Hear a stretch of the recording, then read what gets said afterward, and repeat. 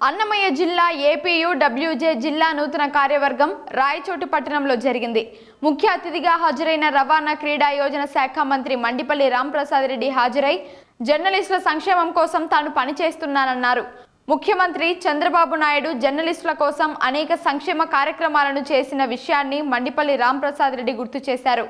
రాష్ట్ర కార్యదర్శి రామసుబ్బారెడ్డి మాట్లాడుతూ జర్నలిస్టుల సంక్షేమం కోసం తమ సంఘం రాజీ లేని పోరాటాలు చేస్తుందన్నారు.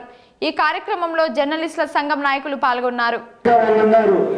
మీరందరూ ఎక్స్ప్లోర్ చేయకుండా బయటికి రాకుండా ముందే ఈ రోజు వార్తలన్నీ బయటికి తప్పుడు న్యూస్ అన్ని బయటికి వస్తా ఉన్నాయి. దీనికి ఏంటంటే కారణం ఇప్పుడున్న ప్రభుత్వాలు అయితేనే గత స్వాతంత్రం వచ్చిన తర్వాత ఏ కార్యక్రమాలు అయితే ఇక్కడ అవలంబిస్తున్నామో ఆ కార్యక్రమాలు దుష్పరిణామాలు ఈరోజు మనం చూస్తూ ఉన్నాం ప్రతి ఒక్క ద్వారా.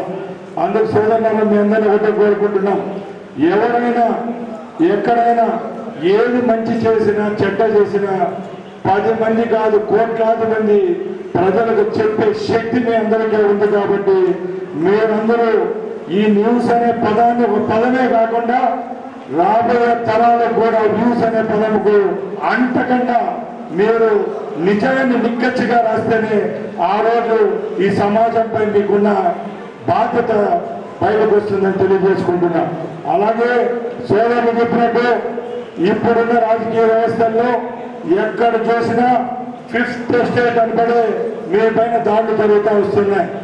ఈ దాడుల్లో రాజకీయ పక్షాలైన మేము కూడా ఖండిస్తాం.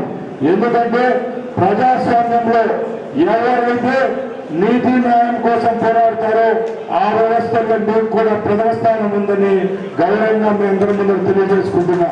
ఈరోజు ఎన్నో వ్యవస్థలు ఉంటాయి, పోలీస్ వ్యవస్థ ఉంది, రెవెన్యూ వ్యవస్థ ఉంది, ఇంకా ఇలాగా చెప్పుకుంటూ పోతే మానవుల యొక్క దైనందిక జీవితంలో ఎన్నో వ్యవస్థలకు మనకు ముడిపడి ఉన్నాయి. ఏ విధమైన ప్రోత్సాహకాలు లేకుండా కూడా ఇప్పటికీ చాలా మంది సోదరుమణులు సొంతంగానే వాళ్ళ ఖర్చులు పెట్టుకొని మారుమూల కుగ్రామాలైతేనే అడవులు లేకపోయి కూడా వార్తలు సేకరించి ఈ రోజు ఉన్న ప్రజలకు తెలియజేసే శక్తి మీలో ఉంది, మీరు అందిస్తున్నారు. కాబట్టి మీ అందరికీ నేను ధన్యవాదాలు తెలియజేసుకుంటున్నా. అలాగే తర్వాత గమనించండి, 2 నెలల తర్వాత 2 నెలల ముందు ఏ విధమైన వ్యవస్థ ఉండేదో మీ అందరూ అర్థం చేసుకోవాలా. ముందే చెప్పారు మీ నాయకులు, గత 5 సంవత్సరాల్లో ఎంతో గడ్డు పరిస్థితులు మీరందరూ ఎదుర్కొన్నారు. ఇప్పుడు ఏదైతే ప్రభుత్వం ఉందో ఆ ప్రభుత్వంలో నేను ఒక మంత్రిగా ఉన్నా, ఈరోజు కడప అనుకోండి, మన పక్కన చిత్తూరు అనుకోండి, ఎక్కడున్నా ఏ విధమైన సమస్య ఉన్నా మీ తరపున నేను ప్రభుత్వం తరపున వ్యవహరించడానికి సిద్ధంగా ఉన్నానని మీ అందరి ముందు తెలియజేసుకుంటున్నా. ఈ మాట ఎందుకంటున్నామంటే కేవలం మీ వ్యవస్థపై మీ పైన ఉన్న నమ్మకంతోనే ఆ మాట నా గుండెల్లో నుంచి వచ్చిందని తెలియజేస్తున్నా. అలాగే మీరే చెప్తున్నారు, ఈ రోజు పుట్టగొడుగులాగా సమస్యలు వచ్చేసినాయి. కార్పొరేట్ సెక్టర్ లోపలే ఈ రోజు వ్యవస్థ నడపాలంటే ఒక టీవీ ఛానల్ లేకపోతే ఒక పేపర్ పెట్టాలంటే ఆషామాష పని కాదు. లక్షలాది 100,000 కోట్ల రూపాయలు డబ్బు కావాలా. ఒక్కరోజు ఒక పేపర్ ప్రింట్ అయి రావాలంటే 30 రూపాయలు ఖర్చు అయ్యే రోజు మీదైతే ఆ పేపర్ను మనం మార్కెట్లో ఇస్తున్న రేట్ అంటే మీ అందరికీ తెలిసి 5 రూపాయలు 7 రూపాయలకు కొంటా ఉన్నారు. ఇవన్నీ జరుగుతాయి అంటే ఆ సంస్థల యొక్క మనుగడ కావాలి. మనుగడ కావాలన్నప్పుడు ఎవరో ప్రైవేట్ సెక్టర్లో ఆదానీలకో అంబానీలకో దాంట్లో ఉన్న 60% 70% అమ్ముకుంటే వాళ్ళు చెప్పింది రాయాల్సి వచ్చిన గత్యంతరం ఈరోజు మన మీడియాకు పట్టింది. కాబట్టి దీంట్లో సమూలమైన మార్పులు రావాలా. ఆ మార్పులు రావాలంటే మేము చేయాల్సింది మీరు. ఈరోజు ఏ శాఖలో ఇందులో ఉద్యోగస్తులు ఉన్నారో మీ అందరికీ తెలుసు. అలాగే ఒక నియోజకవర్గ పరిధిలో కూడా 100,000 మంది విలేకరు సోదరులు ఉంటారు. ప్రింట్ అనుకోండి, మీడియా అనుకోండి, సోషల్ మీడియాలో ఉంటారు.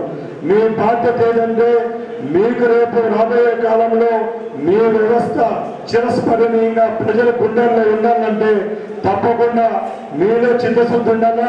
మీరు చిత్తశుద్ధిగా పనిచేసే రోజు మీ పైన ఉన్న యాజమాన్యాలు కూడా మీ పైన తలపైన చేయబెట్టడము జులుం ప్రదర్శించే రోజులు కూడా రావు.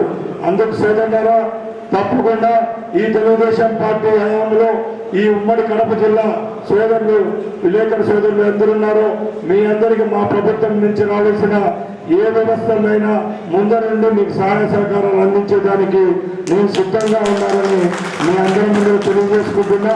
అలాగే ఈ అవకాశాన్ని ఇచ్చి ఈరోజు ఇక్కడ ఆహ్వానించిన స్టేజ్ పైన ఉన్న పెద్దలందరికీ మీ అందరికీ ధన్యవాదాలు తెలియజేసుకుంటూ సెలవు తీసుకుంటున్నా. అలాగే నేను ఎలక్షన్ల ముందు కూడా మా రాయచోటి ప్రెస్ సోదరులకు మీడియా సోదరులకు ఒకటే చెప్పాం, అయ్యా మీకు రేపు తెలుగుదేశం పార్టీ ఏర్పడిన తర్వాత మీ కుటుంబాలకు ఇల్లు పట్టాలు ఇప్పిస్తానని ఏమైతే మాట ఇచ్చానో తప్పకుండా నెరవేర్చేదానికి సిద్ధంగా ఉన్నా. రేపు సంవత్సరం ఇదే 1వ తారీఖున ఇక్కడే మీటింగ్ పెట్టండి. ఇదే రోజున ఆ రోజు తప్పకుండా మీ అందరికీ పట్టాలు ఇప్పించడానికి బాధ్యతను చూసుకుంటా. అలాగే ఒకటి చెప్తున్నా, నా మీద బాధ్యత పెట్టుకున్నాను కాబట్టి రెండోది, ఎవరైతే న్యాయపరంగా చట్టపరంగా ఈ లీగల్ గా అక్రిడేషన్ కార్డు అనే వ్యవస్థ మాకు సంబంధించింది కాదు. ఇది కలెక్టర్ ఇంకోరో మీ యాజమాన్య సంస్థలు మీ మీద ఉన్న భరోసాతో ఇచ్చేది వాళ్ళు. కాబట్టి మీరు ఎన్ని తెచ్చుకుంటే అన్ని కార్డులకు ఇక్కడ పట్టాలు ఇప్పించేదానికి మా ప్రభుత్వంతో మాట్లాడి నేను ఒప్పిస్తానని సభాముఖంగా తెలియజేసుకుంటూ సెలవు తీసుకుంటున్నా. జై హింద్. అన్నీ ఉండడు కాబట్టి రాష్ట్ర స్థాయిలో జర్నలిస్టులకు సంబంధించినటువంటి టోర్నమెంట్స్, క్రికెట్ కానీ ఇతర ఏవైనా కూడా ఆయన సహకారం ఇస్తే మేము కూడా ఏర్పాటు చేసుకుంటామని చెప్పి మాకు అటువంటి సౌకర్యాన్ని కల్పించేదానికి మంత్రి గారు హామీ ఇవ్వాలని చెప్పి కోరుతున్నాము. అన్న, మొత్తం మీకు తెలియదేం కాదు, జర్నలిస్టులు నిత్యం పని ఒత్తిడితో ఉంటారు. పని ఒత్తిడి నుంచి ఉపశమనం దొరకాలంటే క్రీడలు చాలా అవసరం.